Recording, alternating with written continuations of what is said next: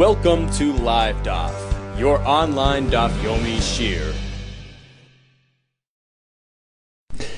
Shalom Aleichem and welcome back to today's DAF, Bava Metzia DAF Mem Gimel. We are holding right on top of the Mishnah. Hamafkid mois etzel shulchani. A person leaves his money with a shulchani, a fellow that sits in front of a table, basically changing money. So he gave it to the money changer, who typically needs access to all types of currencies and monies. So the question is, can he use the money that I gave him as a deposit? It depends in what format I gave it to him. Im tzururin, if they're tied and bundled up, lo yishtamish ben, he shouldn't be using them. That's an indication that I'm uninterested in him accessing my money. In which case, if he's not going to have use, then he's merely a shomer chinam. He's guarding, he's watching my money free of charge. Therefore, if it gets lost, the shomer is not responsible.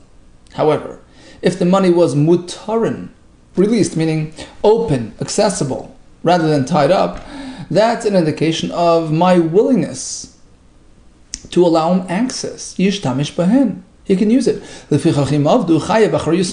On the flip side, if it gets lost, he's fully responsible because he's a shayel. He borrowed my money. That's regarding a shulchani. It's a balabayis. What if I put my money by my friend, a plain homeowner? The assumption there is that's meant to be put aside, they're not used. So it doesn't really matter bein tzururin or bein mutarin, whether it's bundled or not. Lo yishtamish ben, he shouldn't be using them. Therefore, he's just a shomer chinam. He's not responsible for these types of events. If it gets lost, what about a chenvani, a grocer, who at times can use a little extra change? What status does he have? Kebalabais. The Rabbi says, well, he's like a balabais, in which case he's not meant to make use of this money. Rabbi Yehuda, no, chenvani shulchani, we give him the status of shulchani, therefore it depends if it was sealed or unsealed. Asks the Gemara, so if it's closed up, if it's tzururin, if it's bundled up, mishum de tzururin lo yishtamish behen, the shulchani shouldn't be using it? Rashi explains, the Gemara means to ask, look, the running assumption is that a shulchani can use money, right? So unless the mafka, the owner, indicates clearly otherwise, then the assumption is that he'll use it. Now Rashi says it's derech kol adam, it's common practice for a person to, tie up his money, put it in a sealed envelope, right? So in what way is the money tzururin, right, in tzururin format, any way an indication that I'm uninterested in him accessing my money? Everybody does that. Rabbi no, it was unusually sealed. Rabbi Yehuda it was tied up in this bundle, but it was also sealed, indicating no access. Rav Mari, it was tied with an unusual knot, indicating no tampering allowed. There's another version. Rav Mari wasn't sure of Mari. Is Kessler Mishuna Mai? What is the status of this unusual knot? Does that indicate hands off or not? Take it, we leave it standing. Mutar nishtamash behen, but if it's open and accessible, that allows the shulchani to use it. Question: what status does the shulchani have? What level of responsibility does he carry? We have several levels, right? We have a shomer chinam, a fellow who is watching it just free of charge. He's not responsible for typical events like Gneva, Aveda, right? Certainly not if it happened by accident and oinus. But a shemer sacher, fellow who's getting a fee for watching, his responsibilities rise to a higher level. He's responsible even for lost or stolen, but not for accidents. A shayel, on the other hand, the person who's borrowing the item, he gets the highest level of responsibility even for an accident. So the question is, a shulchani who may use the money, what status does he have? Amar Rav Huna, I feel an answer. So certainly if he's actually using it, he's a shayel. He's chayav for oines, but just by having the ability to use it, the potential to use it. Rav Huna says, that already makes him a shayel. Since he has access to that money, he's the status of a shayel, and he's chayav for oines. Asks the Gemara, va'avdu katani. But the Mishnah speaks about plain losing. Who says that he's even chayav for an oines? Maybe he's only considered a shemer sachar. Well, the Rabbah, as Rabbah says, Dama Rabbah Nignavu Bilistin Mizuyan. We speak about getting stolen. It means through an armed robber, which is an accident, which is beyond your control. Avdu lost means of the Sfinas Mayam, his ship sunk at sea, which is beyond his control. And that's Rav Huna's opinion. And even though he didn't use it yet, he has the status of a shayel with a heightened sense of responsibility, even for Einis. Rav Nachman Amar, he disagrees. Sure, if he's using it, of course, but prior to actually using it, meaning just having the potential, the allowance, the green light to use it, that doesn't constitute a shayel, and therefore nan suloi, if it happened to an Einis, he's not chayiv. He's merely a shemer sachar. That's it.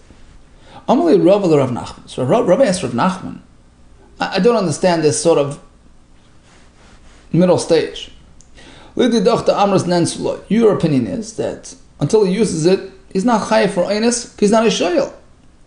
Al malay have a shayel, right? Apparently you don't consider him a shayel. So what is he? If he's not yet a shayel, then he's not really getting benefit, right? You're not considering him a borrower at this point yet, until he uses it. So shemer sachar namali havi. So why is he shemer sachar? Why is he chayiv for aveda or geneva? He's not getting paid. And use, he doesn't have usage yet, as you said. Rav Nachman says, no, not so far. I agree with you in this regard, that he's a shemer sachar. He's willingly submitting himself to the status, to be labeled a shemer sachar. You know why? The hoil of a since he has benefit. Look, he's living at ease. He knows that he has access to this money if he ever needs to.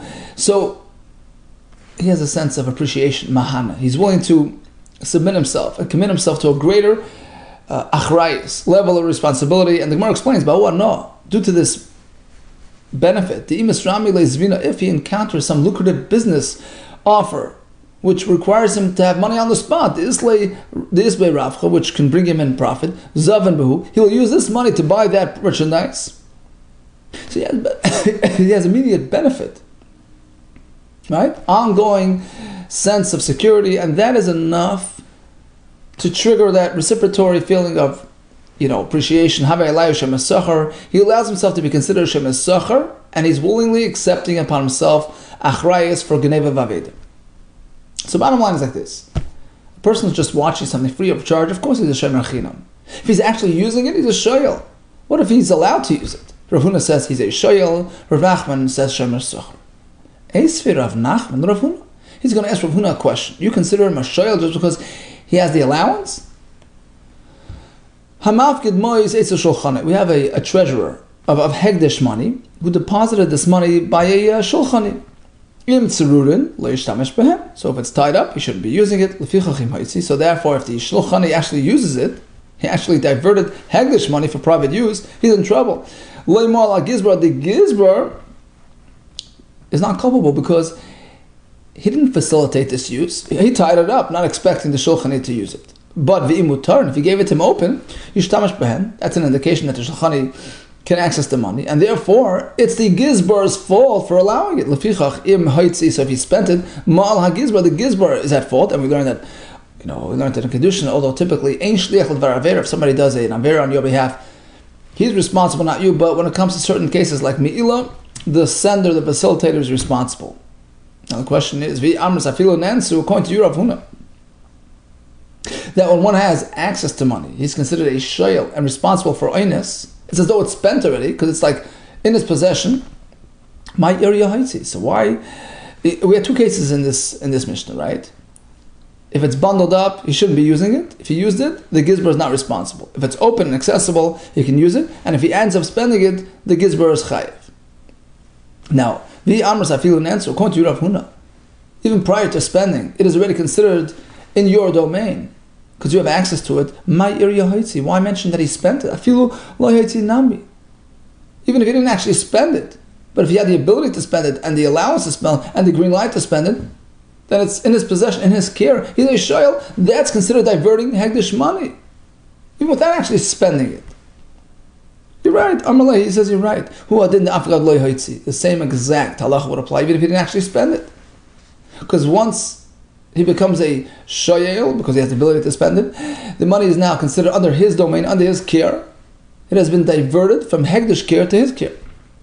On account of the first part of the Mishnah, which stresses that even though he spent it, but since it wasn't with a green light from the Gizbar is not chayiv. So the chiddush there is, even though he spent it, still he's not responsible. Tana nami seifa. Tana seifa nami hoitzi. That's why the seifa as well mentioned hoitzi, although the same exact halacha would apply even before actually spending it. Once he has the allowance to spend it, it changes the equation. Continues the Mishnah. Shaleach yad b'pikadin. A shomer reached out and misused the item under his care. He was entrusted with an item. He went and he took it and he used it, spent it, destroyed it, ate it. And there was a fluctuation in price between then and now. B'shama Imrim, he has to pay it up in full.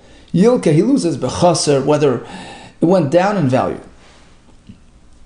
So let's say he started tinkering with it on Sunday when it was worth $2, and he actually spent it on Monday when it went down to $1. He has to pay $2 based on former value. Will be yes, sir. Likewise, if it increased in value, if from tinkering with it on Sunday when it was only worth $1 to actually using it, spending it, destroying it on Monday, it went up to $2. He has to pay $2 to the owner. Will be still learner? No, it's all about when he spent it. The Gemara will discuss this. It's all about when the claim was presented to him in the Bezdin. Okay, we'll see this in the Gemara. But first, let's see a halacha from Rabba. Amar Rabba. Haiman de gazel chavisa de chamer mechavri. A person steals a barrel of wine from his friend. Meikara shavi zuzah. On Sunday, when he stole it, it was worth one coin, $1. Hashta shavi arba. On Monday, it was worth $4. Tavra oishasya. So on Monday, he either broke the barrel or drank it up. Mishalam arba. He'll have to pay $4. Itbar memela. But let's say it broke on its own. Mishalim zuz, only pay one zuz as per yesterday's value. Why? My time, why? Kivan di isa. And the question is, look, he stole it on Sunday, right? And the Mishnah Bava Kama says, you're responsible based on the item's value at the time of theft, At the time of the theft on Sunday was worth $1. So why are you obligating him to pay $4? The answer is like this, my time. Kivan di isa. Since if the barrel would be around Monday, Tuesday, Wednesday, it would not have been destroyed, Hadra Lamara, Be'ena, it would be returned intact to its owner. You have to give it back, right? So basically, when he actually destroyed it on Monday, that was phase 2 of theft. Right? That was like sort of the conclusion of the theft. He stole it on Sunday, but he destroyed it on Monday, bringing it to the point of no return. That's an enhanced theft. That's theft to the next level. So it turns out that moment that he drank it, or the he broke it, that concludes his act of theft, of gezela. And therefore he's chayiv, as per the value of the item at that moment. The Mishnah says you pay based on the value of the item that was robbed during, the value that it had during the robbery, which in this case actually concluded on Monday. So that's if he broke it or he destroyed it. But let's say he didn't do anything to it. He just stole it on Sunday, it's Ramela, and then Monday it just broke on its own. In that case, he's only responsible as per Sunday's value, because that's when he did the act of stealing. Mishalam Mezuzah, he only pays one. My time, you know why? He didn't do anything past Sunday. So why is he at all obligated to pay? Because of Sunday's act. Ahishai to the Gazla, because of that moment of theft. Well, at that moment, it was worth $1. Ayishata zuzu the shavia. It's only worth $1, so he pays according to Sunday's value. Now let's take a close look at our Mishnah, which seems to be speaking about a very similar type of situation. Tanan. So we have a fellow who is shaliach b'pikadin. So Sunday he started using it, but Monday he destroyed it, or consumed it, or sold it, or got rid of it, right? Bishamai say, well, you pay the highest value. If it decreased, you pay the higher value. If it increased, you pay the higher value. But Beis Hillel disagreed. Tanan, Beis Hillel Eirim, kishasa itzah. You pay according to the moment of hitzah. What does that mean? My kishasa itzah. What does that mean? Ilam kishasa itzah mina ilam. Do they mean to say that you pay based on when you destroy the item? Now, what exactly happened? Did it increase? Or did it decrease in value? Ubemai. You see, Beis Shammai speak about, they cover both possibilities. It went down since Sunday, when you began tinkering, or went up since Sunday. Ubama Iba Chaser is Beis Hillel disagreeing with the first item on Beis Shammai's list. Beis Shammai say Yilka B'Chaser. So if on Sunday it was worth $2 when he started playing with it, and then ultimately on Monday when he destroyed it, it went down to $1. Beis Shammai say, well, you got to pay $2. And Beis Hillel seem to disagree. You're only paying $1 based on current value? Iba Chaser. That can't be true. All agree that a Gazlan is responsible based on the value at the time of the theft. Mi'ikal Manda Omar, to any sheet, any opinion which disagrees with our Mishnah? V'atanan kol Gazlanin. Mishalman k'shasa g'zel. We have a Mishnah Bava Kama. If the item decreased since the time of the Geneva, you pay based on former value, of course. Okay, so maybe Beis Hillel is disputing the second part of Beis Shammai.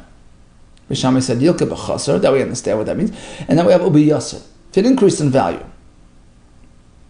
So let's say on Sunday when he actually started tinkering with the Pikadin, it was worth $1. On Monday when he ate it was worth $2. And come Beis Hillel, and they say Kashas, Hoitza, you pay as per Monday's value. Well, that's exactly what Beis Shammai is saying. You always pay the highest rate. Pibi Yasser, Hain the Beis Shammai. So where's the disagreement? There's no machlekes.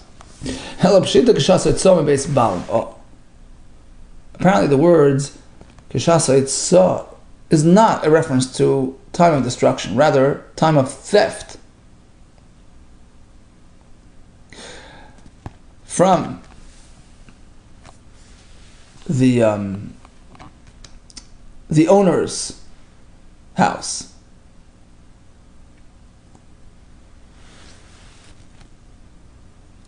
Which basically means, in the case of a shomer, when he started diverting the item, when he started misusing the item. And as Rashi explains, the machlekes will be like this. The item increased in value since he started tinkering, since he started, this act of gezela. So on Sunday when he started, it was worth $1. On Monday, when he actually consumed the item, it was worth $2. Come Beis Shammai and say, guess what? You pay $2. You always pay the highest rate. And Beis Hillel disagree. They say, Kishas Yitzom Beis Habalim. That you pay based on when you started stealing it. Sunday's value.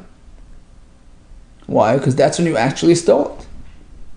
And this is in direct disagreement with Rabbah. Remember with the barrel? Rabbah said, although you stole it then, but since you destroyed it now, that's phase 2 of that theft. That's the conclusion of the act of robbery, and you're culpable for now. Lema Rabbah Damar Ki Beis Shammai. Shall we say that Rabbah is not going like Beis Hillel, rather going like Beis Shammai? That you're responsible based on current value? Because of that enhanced act of gezela that occurred now? Amalach Rabbah, so Rabbah will respond by saying like this. No, we don't have to learn the Mishnah this way. Let's learn the Mishnah in a way that Beis Hillel is consistent with my opinion. All agree that if it increased in value, by the time he came to destroy it, all agree he'll have to pay based on the value at time of destruction, as per my opinion. Rather, the machlekes between Beis Shammai and Beis Hillel, our Mishnah pertains to a case where it went down, it decreased in value from when he started playing with it. Beis Shammai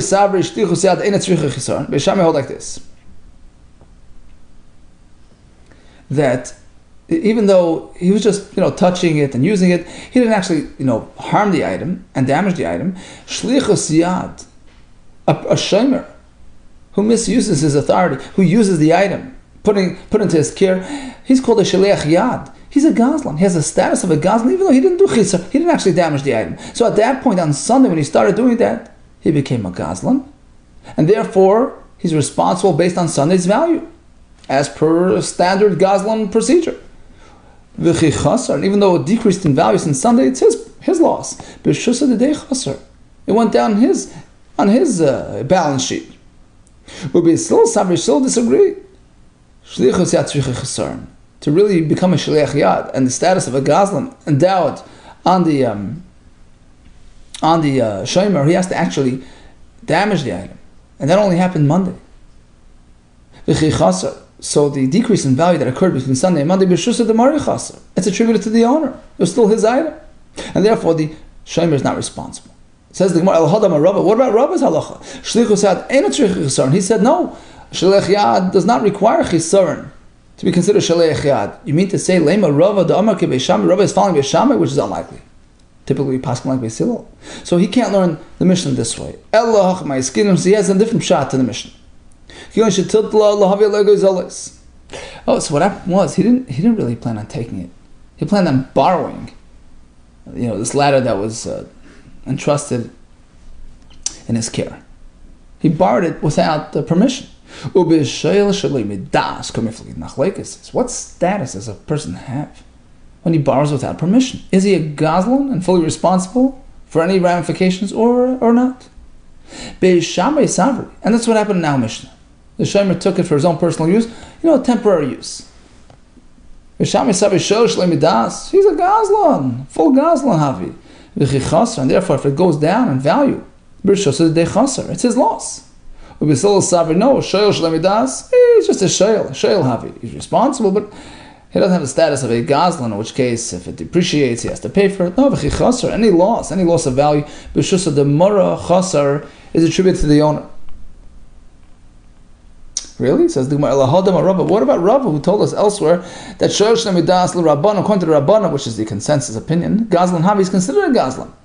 Do you mean that the Lema Rava Damaki Beishame, Rava is following Beishami's opinion, not Beis Hillel, which is surprising. Elo says the Gemara, one final attempt at explaining the Mishnah in a way which is consistent with all. No, we're not speaking about appreciation or depreciation, loss of value, gain of value. No, we're speaking about actual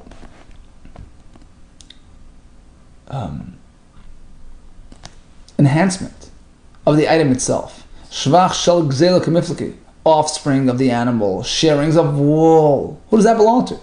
Beishamai savri shvach gzela denigzal havi. Beishamai hold that a person steals, or correspondingly a sheleich yad, who has the status of a gazlan, he gets any of these products. Because it's a shinoi, it's a drastic change, it belongs to him. And that's what Beishamai meant when they say chaser. Chaser means shearings which are removed from the animal. Yasser, additions, offspring. He gets it. Ubisil sabri, no, shvach gzela, the nigzal. So Beishamai say, the nigzal happy. Sorry. Beishamai say it all belongs to the owner. The gazlan is not kind of these things. He's not kind of through this type of, change of appearance. It's not his. Ubeisil sabri, no, shvach gzela de gazlan havi. This chaser, this yeser belongs to the gazlan because it's considered a new entity. It's a shinoi. Ubeplukt dan tanoi, and this machlekes actually corresponds to another machlekes. The Sani, we have a Mishnah, a Brisa, and Bava Kama goes lesach rochel. A person steals a sheep, gazazah, he shares the wool, v'yolda, or gives birth, mishalom oisa, v'es come payback day, he's got to pay it all back. The animal, the shearings, the wool, the baby, divrei meir. He's not kind of through shinoi, or there's another pshat there because of a knas. We penalize him for stealing. Rabbi Yehuda Kessler, no, you give back the item as it was when you stole. The rest you keep. And that's the machlokes in our Mishnah as well. The economy. In fact, the wording in our Mishnah indicates as such that rather than speaking about value fluctuations, we're speaking about actual additions that come through the animal. He loses the thing that he removed, meaning the shearings of wool, the added offspring. He loses that. He has to give it back. No. He keeps all that. He only gives back what he took from the owner. So rather than speaking about value related issues, because if it were so, the Mishnah would use different language. It would say zoil, yoiker. It wouldn't speak about chaser and yeser shmamina. That proves our point.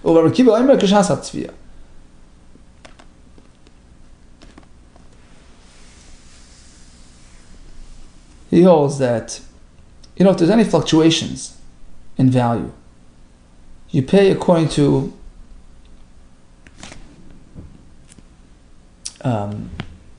the value of the item when the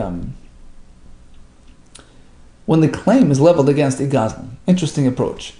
It's not about value at the time of theft or, right? It's about when you drag them to the bezdin. What's it worth now? That's the opinion that we adopt. Rabbi Kiva would agree if we have witnesses. How much the item was worth when it was stolen, then you go according to that value. My time, Rabbi Kiva, what's the where's the source to this idea? The pasuk says that he's considered guilty.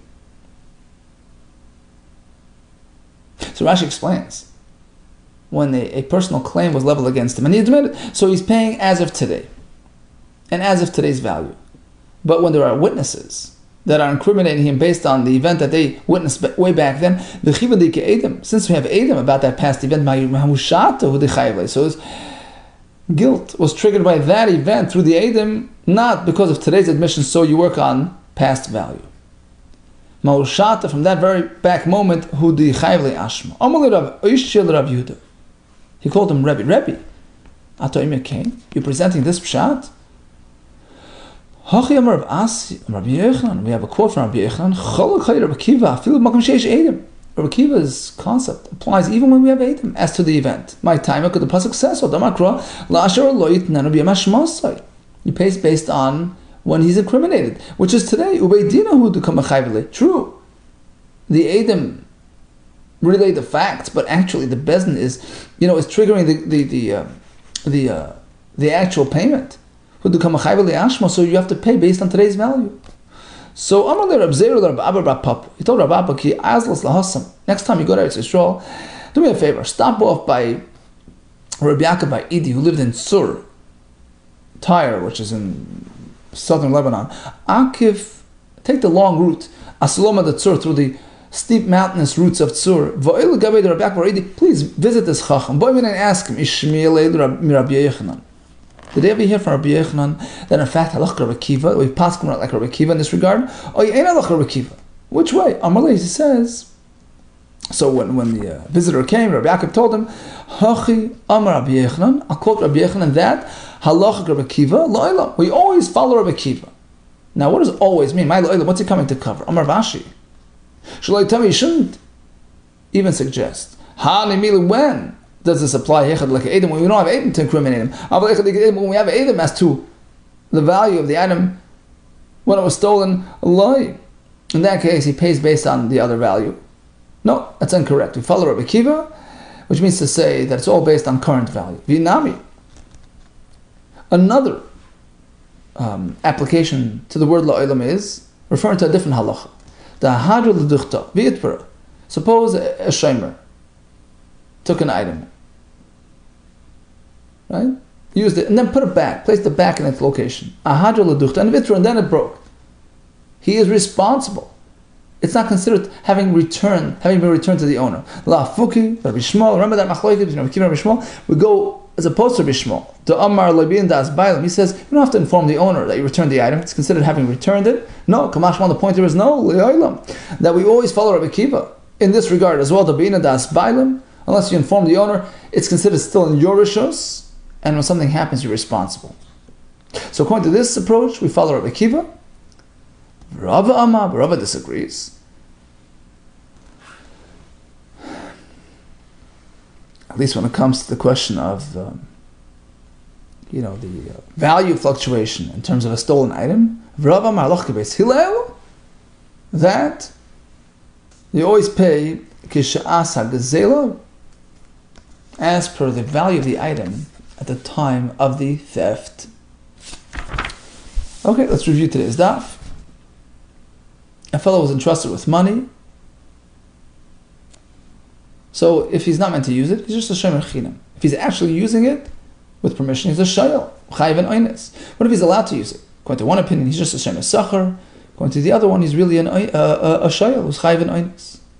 We had a Mishnah with a shaleach yad, we had Beis Shammai, Beis Hillel, Rabbi Kiva. Ultimately, the Pshat Beis Shammai, Beis Hillel applied to shearings of wool and offspring. Who gets that? And Rabbi Kiva had a chiddush. In terms of value fluctuation, it goes based on the value at the time of litigation. The maskana was halach Beis Hillel You go according to the Shas Hagezela. All the best to you and Hatzlacha Rabbah.